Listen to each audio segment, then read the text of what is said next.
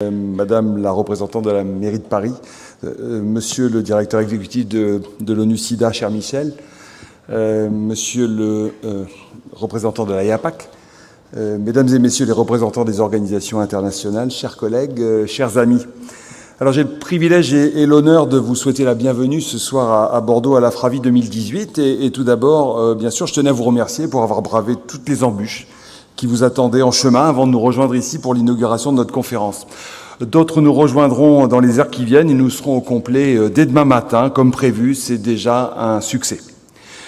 Alors ce choix de Bordeaux pour recevoir la 9e conférence internationale francophone VIH-Hépatite a été fait il y a 2 ans maintenant par l'Alliance francophone Afravi. J'ai alors accepté de relever ce défi avec un autre Bordelais, clinicien expert, Philippe Morla, qui a mené de main de maître cette première partie de la soirée, et une scientifique africaine de renom, Koumba Touré Kane, mon amie sénégalaise ici présente. Alors à ce moment-là, je ne pensais absolument pas diriger l'Agence nationale de recherche sur le sida et les hépatites, l'ANRS, ni à présider la coordination régionale de la lutte contre le VIH et les IST, le Corévi, en Nouvelle-Aquitaine. D'ailleurs, la grande région sud-ouest n'existait pas encore. Et si cette proposition nous a été faite, c'est parce que Bordeaux avait quelque chose à dire dans la lutte contre ces pandémies. Bordeaux et ses communautés pouvaient prétendre vous accueillir dignement et organiser la Fravie 2018. Bordeaux, c'est une ville ouverte, dynamique, une métropole, une capitale régionale résolument tournée vers l'international et la francophonie, une ville universitaire, un vivier de chercheurs de toutes disciplines. Mais à Bordeaux, qu'il s'agisse de la mobilisation communautaire, des soins, de la recherche, de la formation, de l'expertise, nos acteurs ont toujours répondu présents, tant sur le VIH que pour les hépatites. Alors permettez-moi d'en rappeler en quelques minutes quelques jalons et de citer quelques acteurs, certains étant présents ici ce soir.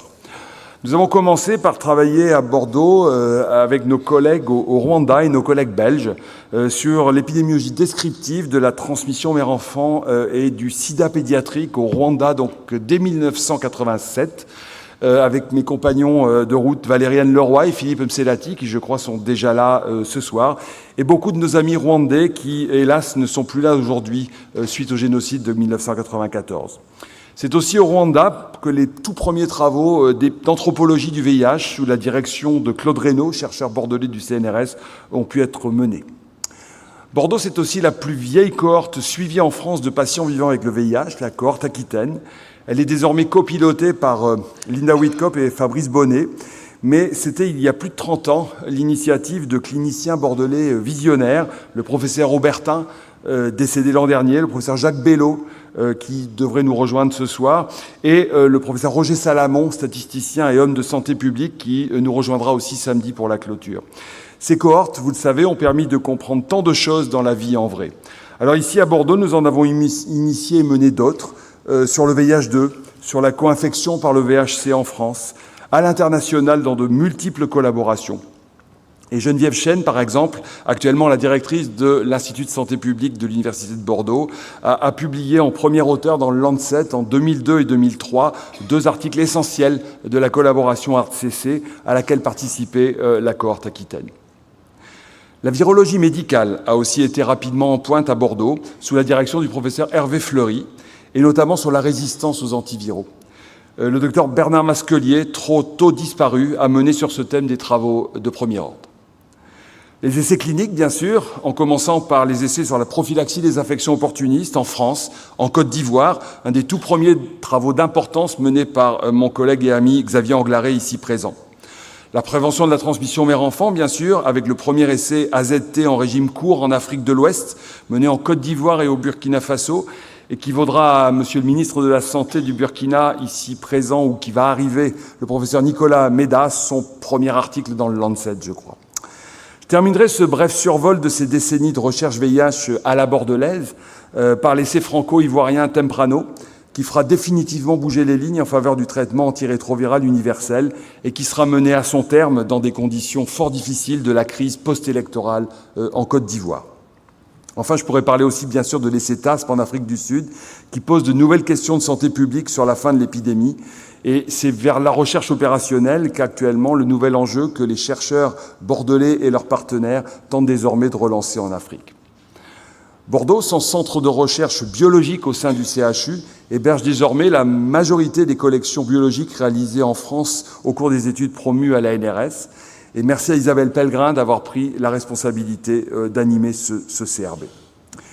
Mais la lutte contre le VIH dans notre région, sa coordination au sein du CISI puis des Corévis, c'est une succession de personnalités, bien sûr. Mais je voudrais tout particulièrement citer et remercier Denis Lacoste, qui est ici présent, car Denis a été engagé localement, mais aussi nationalement, dans la Société française de lutte contre le sida et à l'international avec Esther, et les jumelages qu'il a si bien réussi entre le CHU de Bordeaux et plusieurs établissements de soins en Côte d'Ivoire. Je suis très fier qu'il ait accepté de prendre en charge le dossier Bordeaux sans sida à partir de maintenant et de l'annoncer en ce jour de signature officielle de notre engagement dans ce mouvement international. J'en profite pour remercier M. Laforcade, le directeur de l'Agence régionale de santé, d'avoir bien accepté d'être parmi nous aujourd'hui. Enfin, je ne saurais oublier que les cliniciens bordelais ont toujours été engagés dans le mouvement national et international, aboutissant au magnifique succès obtenu dans les guérisons de l'hépatite C. Le centre expert du CHU de Bordeaux est un des plus connus dans ce pays. Le professeur Patrice Couzigou, puis le professeur Victor de Lédingan, ici présent, ont été successivement ses leaders. Mais nous reviendrons tout particulièrement vendredi sur la question des hépatites, avec la déclaration de Bordeaux, pour que les succès obtenus ici se généralisent. J'en profite pour vous signaler que vous pouvez dès à présent consulter cette déclaration de Bordeaux sur le site de la conférence et surtout vous pouvez la signer électroniquement bien évidemment. Alors la prévention du VIH à Bordeaux, c'est un magnifique tissu associatif et communautaire. Cela est aussi passé par la création d'un des tout premiers centres régionaux d'information et de prévention du sida, le CRIPS en dehors de Paris. C'est aussi un formidable réseau de lutte contre les addictions, avec le comité d'études information drogue dirigé par mon ami Jean-Michel Delille, ici présent. Le CEID s'associera à la mairie de Bordeaux pour stimuler les villes jumelées sans sida, en commençant très vite par la ville de Saint-Pétersbourg. Le bus stationné sur le parvis du Palais des Congrès partira très bientôt pour aider nos partenaires associatifs là-bas. Enfin, je ne saurais finir sans évoquer le travail remarquable mené par Philippe Morla, cela a déjà été dit, depuis maintenant 4 ans, à coordonner et produire le rapport français d'experts sur le VIH à la demande du ministère de la Santé.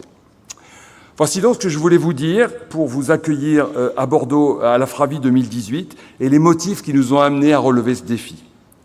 Nous avons plein de choses à partager pendant ces 3 jours. Tant pis si les avions et les trains se font rares, vous êtes ici, c'est l'essentiel. Je ne sais pas quand est-ce que vous repartirez, on verra. On vous retiendra en tout cas autant que nécessaire. Merci à nouveau donc pour votre persévérance. Je vous souhaite un excellent séjour à Bordeaux, du travail bien sûr, des rencontres aussi, des moments festifs pour repartir samedi plein d'allant. Il nous reste devant nous ce que nous appelons en français le dernier kilomètre, les anglo-saxons parlent du dernier mile, dans la lutte contre le VIH et les hépatites virales. Ce n'est pas le plus facile, ni le plus court, mais nous le parcourrons tous ensemble. Alors au nom du comité d'organisation et de tous ceux qui nous ont soutenus, je déclare ouverte la FRAVI 2018.